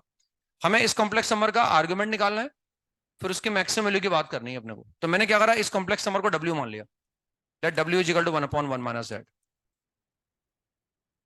मतलब मुझे क्या करना है, मुझे निकालना है कि maximum value of modulus of argument of डब्ल्यू। सही बोल रहा हूं मैं? मुझे इसकी मैक्सिमम वैल्यू निकालनी है बिना, इस डब्ल्यू के आर्ग्यूमेंट की मैक्सिमम वैल्यू निकालनी है। इसको डब्ल्यू एज्यूम करने से मेरे को फायदा ही हुआ, क्योंकि मेरे को ये जानकारी दे रखी है। तो मैंने क्या करा, यहां से जेड निकाल लिया, यहां से मैंने जेड निकाल लिया, और यहां से अगर मैं जेड निकालूंगा तो जेड कितना आ जाएगा, 1 minus z is equal to 1/w। तो z is equal to 1 minus 1/w। इसको मैं ऐसे लिख सकता हूँ ना। थोड़ा सा और अगर मैं लिखना चाहूँ तो w-1/w लिख सकता हूँ उसको मैं। अब फायदा क्या होगा जेड निकालने का, क्या फायदा हुआ, जेड निकालने का ये फायदा होगा कि what is mod of z 1, ये मुझे दे रखा है ना। तो since mod of z is equal to 1, और अगर मॉड ऑफ जेड 1 के बराबर है, therefore we can say that w-1/w, इसका मॉड भी कितना आएगा, 1 आएगा, है ना। अब हम मैंने ये लिखा है आपको कि mod of Z1 into Z2 को मैं क्या लिख सकता हूँ, मॉड ऑफ Z1 Z2 को क्या लिख सकता हूँ, mod of Z1 into mod of Z2 लिख सकता हूँ। तो इसमें मान लो कि Z1 1/w है, हालांकि वो ऊपर नीचे वाले में भी अलग अलग कर सकते हैं, जैसे इसमें अलग अलग कर दिया ना मैंने, मॉड यहाँ अपन अगर डिवाइड हो रहा हो या अगर ऐसा लिखा हो तो भी हम कर सकते हैं, ऐसा लिखा हो तो भी हम कर सकते हैं ना। इसको मॉड ऑफ Z1 कर सकते हैं, इसको मॉड ऑफ Z2 कर सकते हैं, इसको भी ऐसा कर सकते हैं ना। या यूं समझो ना कि 1/Z2 को हमने Z1 मान लिया, तो mod of 1/Z2 and mod of Z1, समझ रहे हैं, मतलब प्रोडक्ट ही मान लिया इसको एक तरह से मैंने। तो मैंने क्या करा, इसको ऐसे लिख लिया, mod of W-1, mod of W, वो नीचे आया उससे क्रॉस मल्टीप्लाई कर दिया। अब इससे देखो बड़ा आसान हो गया ना। देखो W एक कॉम्प्लेक्स नंबर ऐसा है जिसकी 1 से डिस्टेंस और 0 से डिस्टेंस क्या है, बराबर है। तो अगर किसी कॉम्प्लेक्स नंबर की या किसी पॉइंट की 0 से डिस्टेंस और 1 से डिस्टेंस बराबर आ रही, तो कहाँ लाई करेगा, वो इसके परपेंडिकुलर बाइसेक्टर पे लाई करेगा, यानी W यहां लाई करेगा, ठीक है। अब W अगर यहां लाई करेगा तो इसका मतलब ये हाफ है हमारे पास, तो W यहां हो सकता है, W यहां हो सकता है, यहां हो सकता है, क्योंकि हम W के आर्ग्यूमेंट की मैक्सिमम वैल्यू का मॉड लेना चाहते हैं ना, तो ये मॉडुलस तो पॉजिटिव ही आएगा, तो यहां तो लेना बेकार है, यानी हम जेड को यहां लें तो W बराबर 0 हो जाएगा, 0 का आर्ग्यूमेंट 0 आएगा, हमें तो मैक्सिमम चाहिए ना। तो मैं W को यहां ले सकता हूँ, W को यहां ले सकता हूँ, W को यहां लूंगा तो आर्ग्यूमेंट ये आएगा, कुछ बड़ा आया, W को यहां लिया तो आर्ग्यूमेंट फिर बड़ा आया, W को मैं यहां भी ले सकता हूँ, आर्ग्यूमेंट और बड़ा आ गया, W को यहां लूंगा, आर्ग्यूमेंट और बड़ा आ जाएगा, ये लाइन तो आगे तक जाएगी ना। W को मैंने यहां ले लिया, आर्ग्यूमेंट और बड़ा आ गया। अब बताओ ऑप्शन देख के, what is the maximum value, 5/2 is the answer. 5/2 कभी आएगी नहीं, लेकिन अवेलेबल ऑप्शन में मैक्सिमम ये है। मैं अवेलेबल ऑप्शन में ये तो बोल नहीं सकता मैं कि भाई ये मैक्सिमम है, ये तो आ ही नहीं सकता, 2/3 तो आ ही नहीं सकता ना। 5/6 मैं मैक्सिमम नहीं बोल सकता, 5/6 से बड़ा तो आएगा ही आएगा, मैं मैक्सिमम को पाई नहीं बोल सकता, तो मैक्सिमम इज 5/2। आगे समझ में, 5, क्योंकि वर्टिकल कभी नहीं बनेगा वो, समझ में आया ना। मॉड जेड का मैंने ऐसे यूज किया उसमें ना, इस तरह से मैंने मॉड जेड का यूज किया, ऐसा आएगा, मतलब ये मैं यूज करके बता रहा हूँ आपको ताकि आपके माइंड में रहेगा, ऐसा नहीं कि एक तरीका बता रहा हूँ मैं ना। या फिर देखो मैं ऐसा यूज कर सकता था, या मैं मॉड जेड का फिर ऐसा यूज करता, अगेन वो यूलर फॉर्म पर आ गया मैं ना, भाई मेरे पास जेड वेरिएबल है ना, और जेड अगर वेरिएबल है तो मैं इस कॉम्प्लेक्स नंबर को निकालने की कोशिश करता हूँ। तो मैंने क्या करा, जेड को एज्यूम कर लिया, since mod z is equal to 1, therefore let z is equal to r into e raised power iota theta. मैंने ऐसा लिख दिया इसको ना, वो क्या ज्योमेट्रिकल तरीका हो गया एक्चुअली, थोड़ा सा आसान रहा हुआ ना। तो मतलब हमें मॉड जेड के बारे में जानकारी थी, हमने जेड निकाल के जेड की जगह रख दिया ताकि उसका मॉड का कहीं इस्तेमाल कर, हमने ऐसे मान लिया इसको व्यूलर फॉर्म में। अब यहाँ रख दो उसको ना, therefore 1 minus z is equal to 1 minus z is equal to 1 minus e raised power iota theta.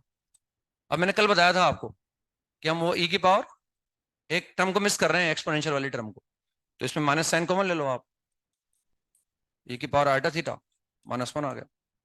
कल बताया था ना लिख के मैंने आपको, क्या करें, ई की पावर आइटा थीटा बाई 2 को बाहर निकाल लें, ई की पावर आइटा थीटा बाई 2 को बाहर निकाल लो ना, तो क्या बचेगा, ई की power iota theta by 2 minus का ई की power minus iota theta by 2, ये ऐसा आ जाएगा। सही है, ये कल बताया था मैंने आपको ना। देखो बताई बात को ही घर जाके पढ़ना पड़ता है ना, और वो टाइम नहीं है, मजा नहीं आ रहा, याद आ रही है घर की, वो अलग बात है ना, लेकिन वो सारी चीजों से पार पाके पाना पड़ता है ना। तो ये what is this is 2 iota sine theta by 2, तो दिस इज माइनस, ये this is 2 iota sine theta by 2 and this is e raised power iota theta by 2, ये ऐसा आ जाएगा। तो ये 1 माइनस जेड निकाला है अभी तो हमने, अभी हमें क्या निकालना है, 1 अपॉन 1 माइनस जेड निकालना है, फिर उसके आर्ग्यूमेंट की बात करेंगे, फिर देखेंगे उसके मॉडुलस की मैक्सिमम वैल्यू क्या आ सकती है ना।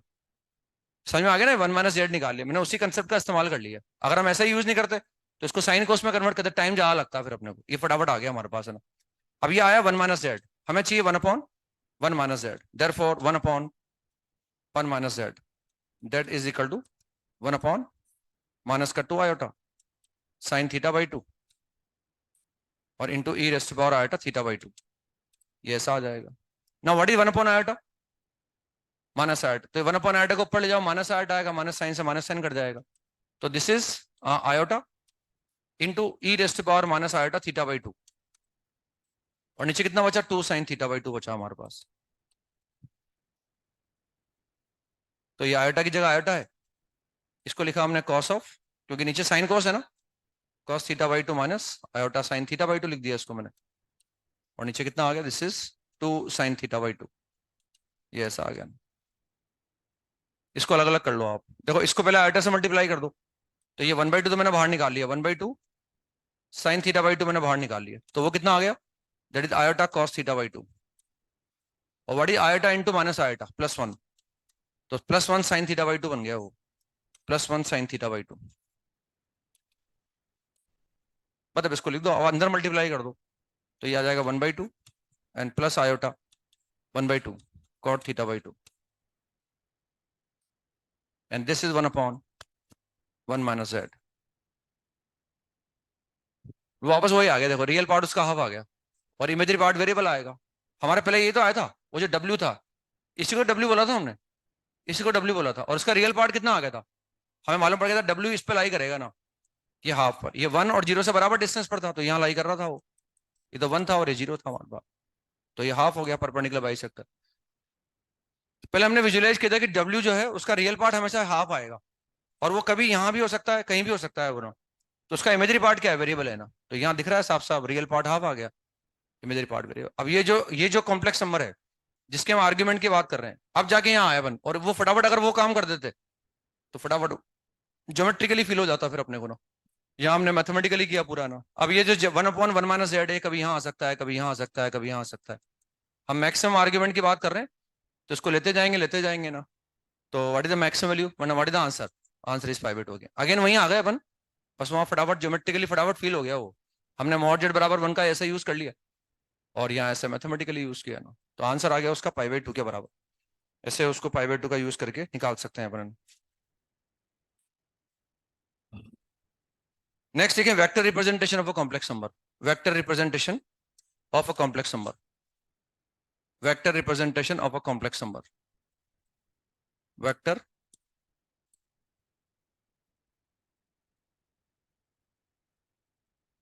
Representation of a complex number, vector representation of a complex number. तो चलो फिर अब नेक्स्ट पे पढ़ेंगे फिर, और क्या ना, कल आपकी शायद मेरी क्लास है ना, तो आप दुआएं तो देने लग गए होंगे मुझे, टाइम टेबल देखते ही ना। अच्छी खासी दुआएं दोगी दी होगी आपने ना। नहीं, वो तो दुआएं ले ली मैंने सब आपकी, ऐसी बात नहीं है। वो टाइम टेबल देखा होगा तो अच्छी खासी दुआएं दी होगी आपने मेरे को। नहीं, एक ही क्लास है, इसकी क्लास है। नहीं, बहुत आ रहा है इसको पढ़ाना। बोल लिया होगा सब आपने ना। बोल लिया ना। चलो ठीक है। तो क्या करना है कल की क्लास का? लेंगे क्लास? आओगे आप मतलब आप? ठीक है, आ जाएंगे फिर, कोई दिक्कत नहीं। भाई ज्यादा भाई दुआएं दे लियो पेट भर गया हो तो बात अलग है। नहीं फिर, नहीं, एक ज्यादा दुआएं दे दो और कुछ और हो जाए फिर, इसलिए मैंने पूछ लिया ना। तैयार हो तो कोई दिक्कत ही नहीं है फिर, है ना। तो फिर कल मिलते हैं, और क्या बने ना, ये कल ही शुरू करेंगे फिर अपन। होमवर्क लिख लो जो करके लाना है अब। मैं छुट्टियों का होमवर्क भी दे देता हूँ आपको ना, कि कुछ डीपीपीज हमारे बाकी हैं। तो डीपीपी का जो मॉड्यूल है हमारे, ये कुछ डीपीपीज घर से करके लानी है आपको ना। ये कुछ डीपीपीज घर से करके लानी है, ताकि वो अपन पूरा कर भी नहीं पाएंगे, वरना एक साथ अगर आप घर से करके लाएंगे तो कुछ हद तक पहुंच पाएंगे अपन वहां तक, है ना। जितना हो सकता है उतना कर लेंगे अपन। तो ये, तो कुछ डीपीपी लिख लो आप जो करके लानी है रोज, अगर एक भी करोगे आप तो दिक्कत नहीं आएगी। ये ऐसा नहीं कि बहुत सारी दे रहा हूँ, लेकिन कुछ तो मुझे देनी पड़ेगी ना, वरना फिर कर ही नहीं पाएंगे अपन डिस्कस। तो डीपीपी नंबर 24 करना है हमें, 23 नहीं है हमारे, नहीं हुआ अभी, है ना। 23 नहीं हुआ शायद। 23, तो 23 नहीं हुआ ना, 23 क्या हो गया? नहीं हुआ। 23 शायद मेरे साहब इस आपके बेच में नहीं हुआ। 23 शायद नहीं हुआ। 22 तक तो हो गया है ना। 23 करना है, 24, ये 24 के बाद 26। ये मेंस वाली दे रहा हूँ ज्यादातर, 15 सवालों वाली में। 27, 28, 29, 30, ये डीबीपी करके लानी है। मतलब जब आप आएंगे तो मैं मान के चलूंगा ये कर चुके हैं आप, है ना। इसके बाद नया होमवर्क दे सकता हूँ मैं ना। और इनको जब भी चाहेंगे अपन एक करके दो करके डिस्कस कर लेंगे हाथों हाथ। ये करके आनी है, मतलब आपको फिर आपको नहीं लगना चाहिए हमें कैसे करेंगे, हम अटेम्प्ट कैसे कर पाएंगे ना। मैं अभी भी दो दो दे सकता था आपको चाहता तो, लेकिन मेरा पर्पज था कम से कम करें तो सही आप। तो ये कर सकते हैं आप रोज के बेसिस पर, एक है ना, क्योंकि इस बार टच में भी रहेगा। और वरना फिर कर भी नहीं पाएंगे अपन, लास्ट में फिर छोड़नी पड़ेगी कुछ ना कुछ अपने को। तो ये तो डीबीपी करनी है ना। कल का होमवर्क लिख लो आप, जो कल का होमवर्क करके लाना है अपने को। कल वाले होमवर्क में, और एक हमें वेक्टर का, कहाँ तक आ गए हम शायद। वेक्टर में मेरे हिसाब से हम एक्सरसाइज 3 का पार्ट 1, वेक्टर के अंदर एक्सरसाइज 3 का पार्ट 1, एक्सरसाइज 3 पार्ट 1, ये पूरा करके लाना है अपने को घर से, कंप्लीट। ये पूरा करके लाना है। ये होमवर्क है हमारा, है ना 40 सवाल है इसमें शायद। कुछ हम कर चुके, 6-7 सवाल हम शायद कर चुके हैं ना। तो वो करके लाने हैं, ताकि इस बार ने जो पढ़ा है वो टच में भी रहेगा। और मतलब ये मान के चलूंगा मैं ना, क्योंकि अपने पास कोई अल्टरनेट नहीं है इसके अलावा, है ना। कि ये आपको करके ही आना है घर से ना। और आप कर पाएंगे अगर चाहेंगे तो। अभी जल्दबाजी में कर भी नहीं पाते अपन, तो और आप चाहेंगे तो कर पाएंगे। अब आप करें नहीं करें आपकी इच्छा है, कर लेंगे तो अच्छा है ना, अपन डिस्कस कर पाएंगे ना। और यहाँ आने के बाद मैं मान के चलूंगा कि ये कर लिया आपने, उसके बाद मैं जो पढ़ाऊंगा उसको होमवर्क दे सकता हूँ आपको रेगुलरली करने के लिए। और उसके साथ साथ इनको डिस्कस करता रहूंगा धीरे धीरे मैं ना। इसके बाद का कल का होमवर्क लिख लो आप, है ना। कल जो हम डिस्कस करेंगे वो ये है, एक्सरसाइज कॉम्प्लेक्स नंबर, एक्सरसाइज 1 का पार्ट 1, एक्सरसाइज 1 पार्ट 1 के अंदर हम कर सकते हैं। A5 का शायद एक पार्ट बचा हुआ है ना। A5 कर लिया था क्या कल अपने पूरा? A5 शायद हो गया था ना। A5 कल कंप्लीट कर लिया था हमने। तो A5 के बाद हम आ गए A7 पर। A7 के कुछ पार्ट बचे हुए हैं शायद, है ना। तो A7 के बचे हुए पार्ट कर लेंगे। A8 हम कर ही चुके। A10 कर सकते हैं ना। A11 कर सकते हैं ना। A11, इसके बाद हम आ गए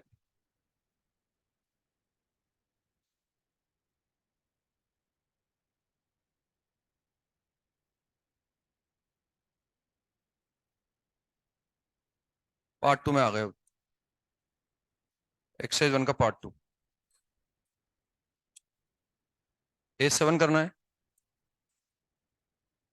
A8 करना है।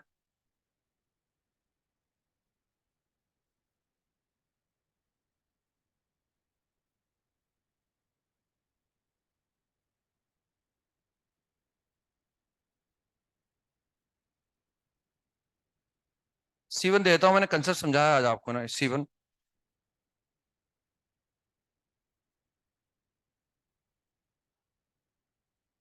Part three.